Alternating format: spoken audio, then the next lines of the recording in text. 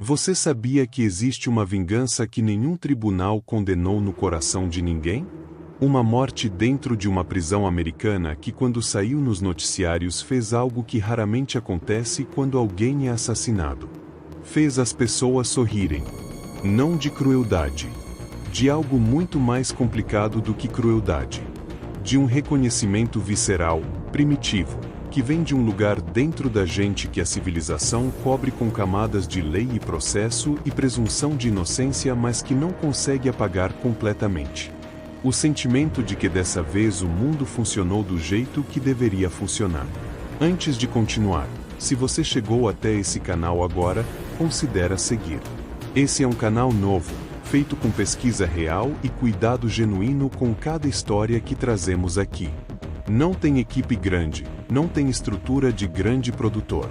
Tem alguém que acredita que histórias reais, contadas com honestidade, merecem ser ouvidas. Seguir o canal ajuda mais do que você imagina. E agora deixa eu te contar o que aconteceu com Kate. O nome dela era Kate Coleman. 10 anos. Cabelo claro. Cresceu numa cidade pequena do Indiana chamada Crothersville, o tipo de lugar onde todo mundo conhece todo mundo, onde as crianças andam de bicicleta nas ruas sem que os pais precisem calcular o risco disso, onde a normalidade tem uma textura específica que só é percebida quando é destruída. Era janeiro de 2005. Uma quinta-feira. Kate saiu de casa para ir até a casa de uma amiga.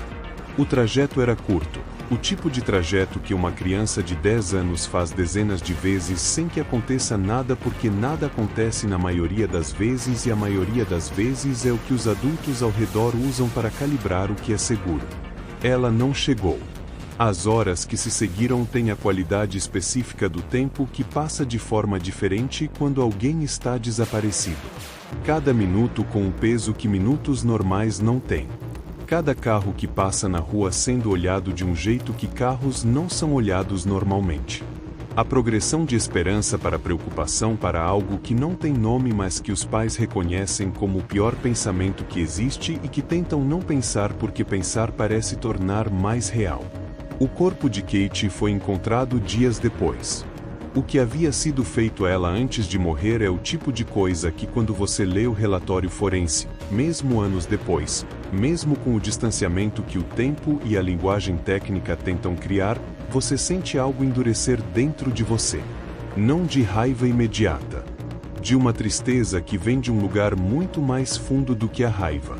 Anthony Ray Stockelman tinha 34 anos. Morava na mesma comunidade. Era o tipo de presença que existe na periferia da vida cotidiana de qualquer bairro pequeno, conhecido o suficiente para não ser estranho, invisível o suficiente para não ser examinado. Havia planejado. Havia esperado. Havia escolhido Kate com a deliberação calculada que a investigação posterior revelou e que torna o que fez ainda mais impossível de processar. Porque a frieza do planejamento remove a possibilidade de atribuir o que aconteceu a um impulso momentâneo que pelo menos teria a categoria de insanidade para ser colocado. Não havia insanidade. Havia escolha. A investigação foi rápida pela escala de investigações criminais. As evidências eram suficientes. Stockelman foi preso, processado e condenado à prisão perpétua sem possibilidade de liberdade condicional no Indiana. O sistema fez o que o sistema faz. E a família de Kate ficou com o que as famílias ficam depois que o sistema termina o que o sistema pode fazer, que é muito menos do que a ferida exige. Aqui é onde a maioria das histórias sobre esse caso encerra a primeira parte. Crime, investigação, sentença. O arco completo que o noticiário tem tempo e formato para cobrir. Mas essa história tem uma segunda parte. E a segunda parte começa com um detalhe que a cobertura jornalística mencionou brevemente e que contém tudo o que você precisa para entender o que veio depois. Entre os presos da penitenciária do Indiana para onde Stockelman foi enviado, havia um homem chamado William Darnell. 32 anos. Preso por seus próprios crimes, que existiam antes de qualquer coisa relacionada a Kate e que o haviam colocado naquela instituição por razões completamente separadas. William Darnell era tio de Kate Coleman. As circunstâncias que colocaram tio e assassino da sobrinha na mesma instituição têm a qualidade dos fatos que a ficção evitaria porque pareceriam forçados demais. Mas prisões estaduais recebem presos da mesma região geográfica, e regiões geográficas são finitas, e o Indiana não é um estado grande. A probabilidade não era zero. Era baixa o suficiente para que ninguém houvesse calculado como risco real, e alta o suficiente para que acontecesse. Darnell soube que Stockelman havia chegado. Prisões têm circulação de informação que a administração conhece e não consegue controlar completamente. Nomes chegam. Histórias chegam. O que cada pessoa fez para estar ali circula com a velocidade das informações que todo mundo considera relevante saber, por razões que vão da hierarquia informal à segurança pessoal à simples economia de informação que comunidades fechadas desenvolvem. Stockelman era o homem que havia matado uma criança de 10 anos. Em qualquer prisão, essa informação tem peso específico. A hierarquia informal que existe dentro de instituições penitenciárias tem, como um dos seus poucos consensos transversais, a posição que crimes contra crianças ocupam na escala de status. É o fundo. Não por convenção arbitrária ou performática. Por algo que mesmo pessoas que cometeram violências graves reconhecem como limite que separa o que é humano do que não é. Stockelman havia cruzado esse limite. E agora estava numa instituição onde todo mundo sabia. E onde havia um homem que não era apenas um preso qualquer com opinião sobre o que Stockelman havia feito. Era o tio da menina que havia sido morta. O que aconteceu quando William Darnell chegou a Stockelman dentro da prisão foi documentado nos relatórios administrativos com a linguagem técnica e contida que relatórios institucionais usam porque a linguagem técnica e contida é o que existe entre o evento e a responsabilidade de quem escreve o relatório. A brutalidade foi real e foi extensa.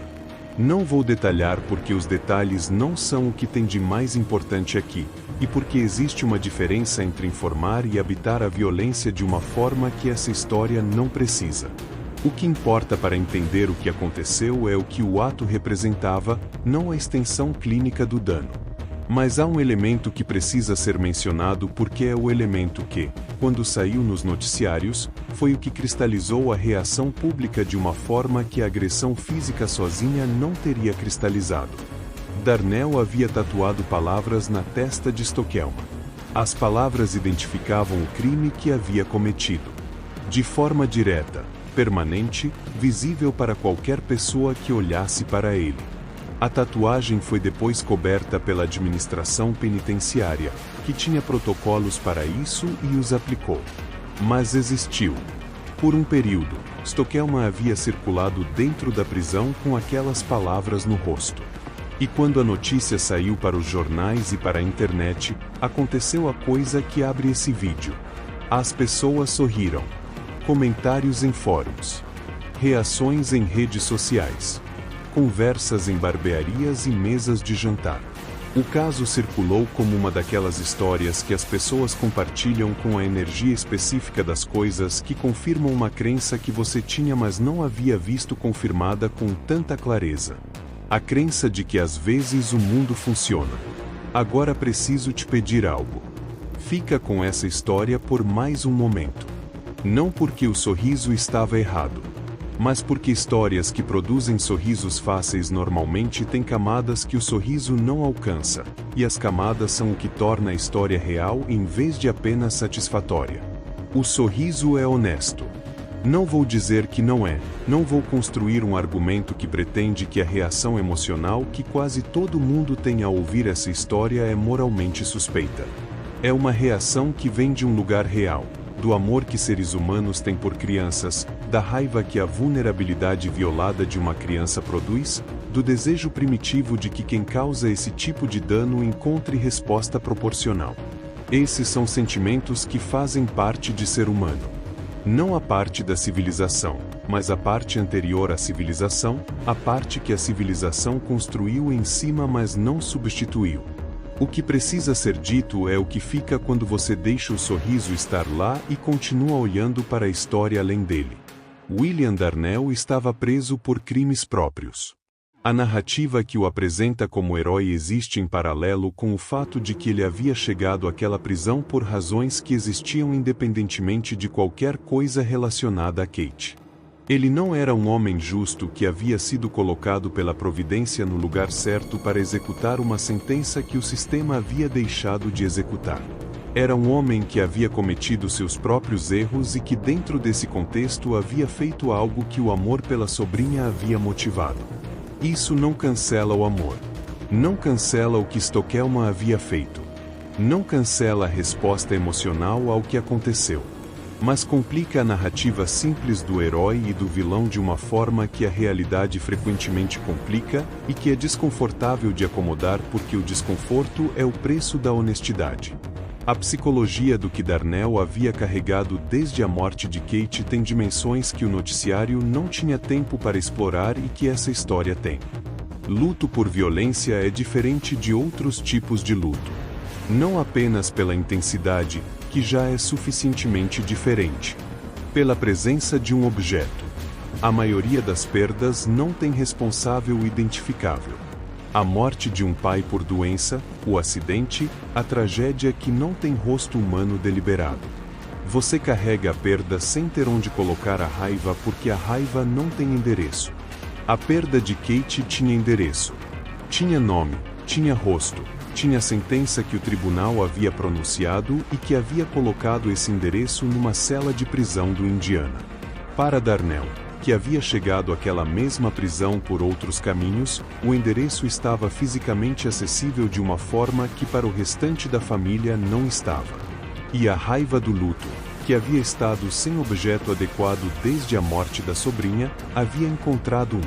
Isso não é justificativa. É descrição. E descrição honesta de como seres humanos funcionam quando o luto e a raiva e o acesso físico ao responsável se encontram no mesmo espaço é o mínimo que essa história merece. O que a psicologia chama de fechamento é um conceito que a cultura popular usa de forma mais limpa do que a realidade permite. Fechamento não é um estado que você alcança e no qual permanece. É uma série de negociações com a perda que acontecem ao longo do tempo, cada uma deixando a perda um pouco mais integrada mas nunca completamente resolvida porque perdas suficientemente grandes não se resolvem. Se integram. Com custo variável dependendo de quem você é e do que aconteceu. Para famílias de vítimas de crimes violentos, o sistema judicial frequentemente não produz o que o termo fechamento promete. Produz sentenças. Que são necessárias, que são o que o sistema pode legitimamente produzir, mas que não são a mesma coisa que a ferida exige porque a ferida existe num nível que sentenças não alcançam. A sentença coloca Stokelman numa prisão. Kate continua com 10 anos para sempre. Essas duas coisas coexistem sem que uma resolva a outra. A questão que o caso de Kate Coleman e William Darnell coloca de forma mais clara do que a maioria dos casos de justiça vigilante é uma questão sobre sistemas. Sistemas de justiça são construídos para produzir consistência. Para aplicar regras de forma que o resultado não dependa de quem é a vítima, quem é o acusado, quem está presente no momento certo, quem tem acesso físico a quem. A consistência é o que separa a justiça de vindicta, processo de impulso, civilização de estado de natureza. O que aconteceu dentro da prisão do Indiana não era sistema. Era circunstância. Era a sobreposição acidental de dois homens no mesmo espaço, um dos quais tinha razão pessoal para fazer o que fez e tinha acesso físico para fazê-lo. Se Darnell não estivesse naquela prisão, nada do que aconteceu teria acontecido. Se Stokelman tivesse sido enviado para uma instituição diferente, nada do que aconteceu teria acontecido. A justiça que as pessoas sentiram ao ouvir a história é uma justiça que dependeu de acidentes geográficos e administrativos. Isso é profundamente diferente de um sistema. E a diferença importa porque quando você comemora o acidente e o chama de justiça, está implicitamente aceitando que a presença ou ausência de um parente da vítima no mesmo espaço que o agressor é um critério adequado para determinar se consequências adicionais acontecem. Nem todas as vítimas têm tios nas prisões onde os agressores são enviados. Nem todas as vítimas têm tios dispostos a fazer o que Darnell fez. Nem todos os agressores são enviados para instituições onde essas circunstâncias se alinham. O que as pessoas estão realmente comemorando quando sorriem ao ouvir essa história não é um sistema funcionando. É a sorte de que nesse caso específico as circunstâncias produziram um resultado que as intuições morais coletivas aprovam. E sorte não é sistema. O que Jung chamaria de sombra coletiva está muito presente nessa história. A sombra é o repositório de tudo que a civilização pede que reprimamos, os impulsos que existem mas que a vida social exige que não expressemos. Violência punitiva. O desejo de que aqueles que causam dano sofram dano equivalente.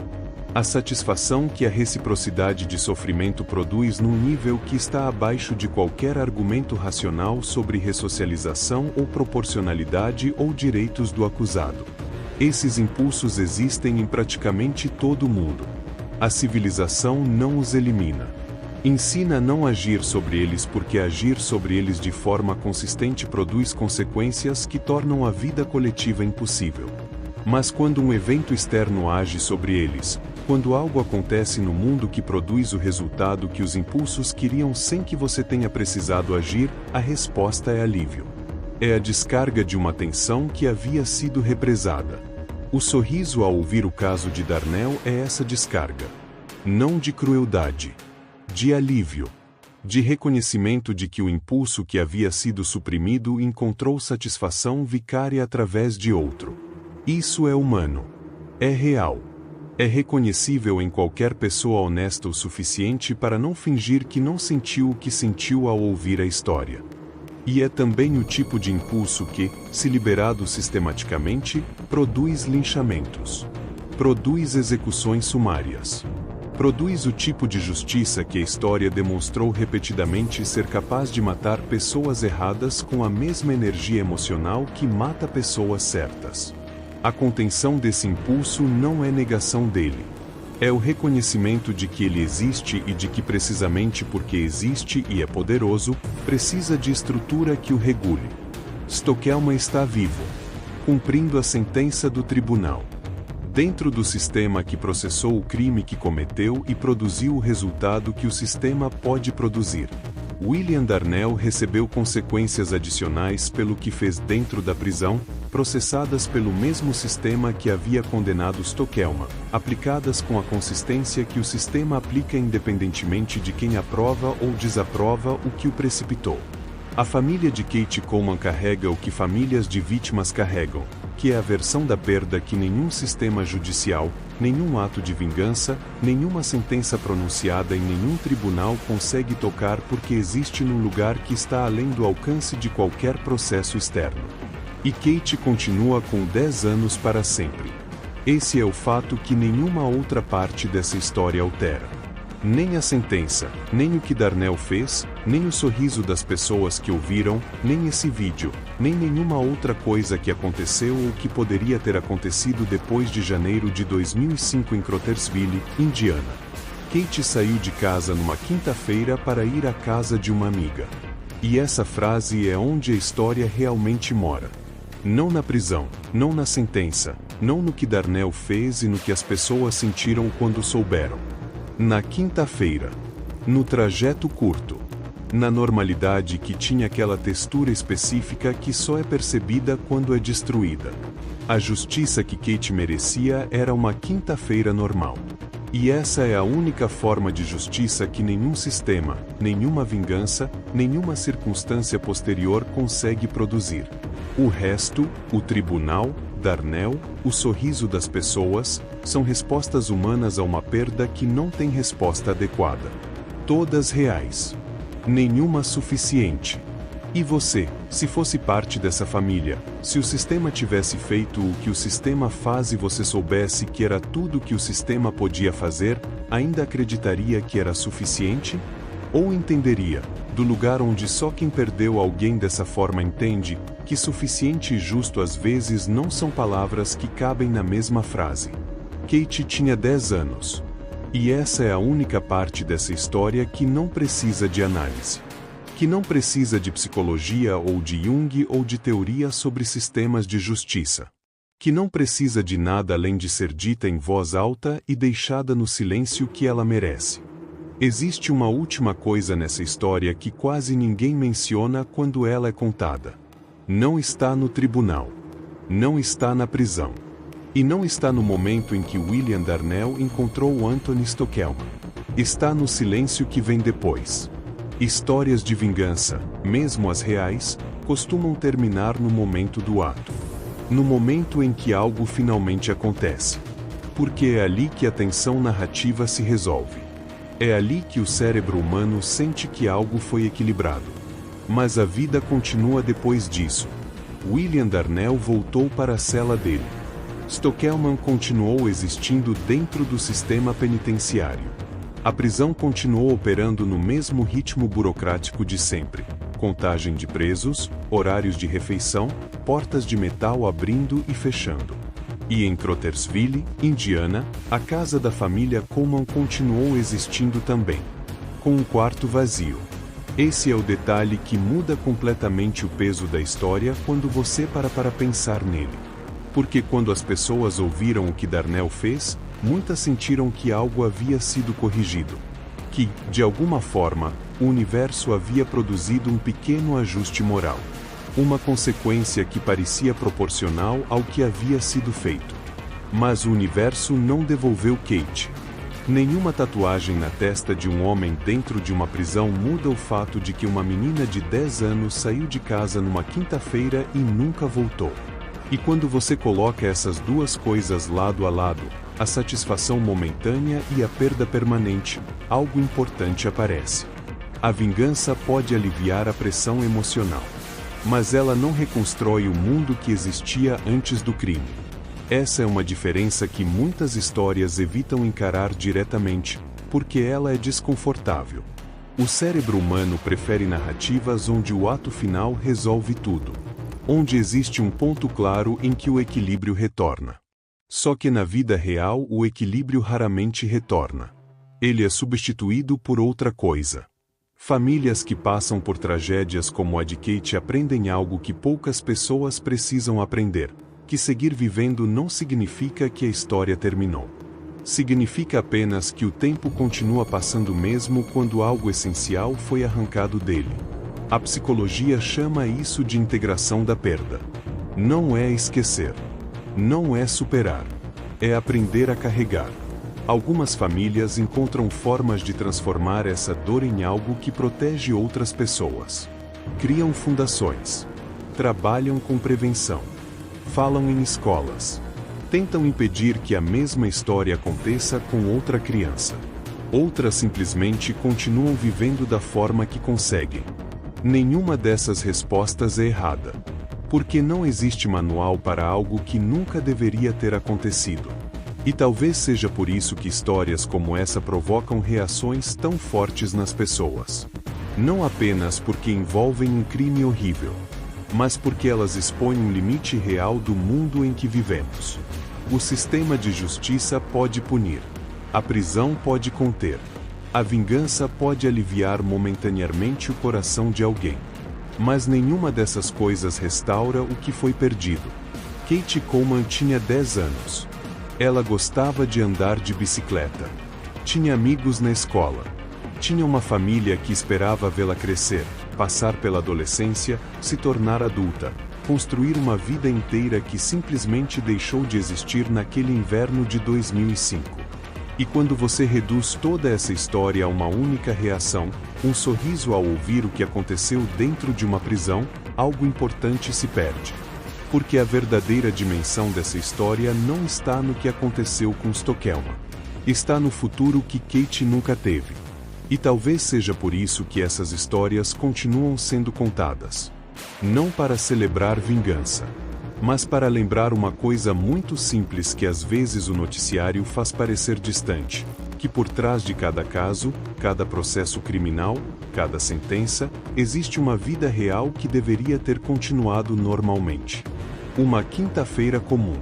Um caminho curto até a casa de uma amiga.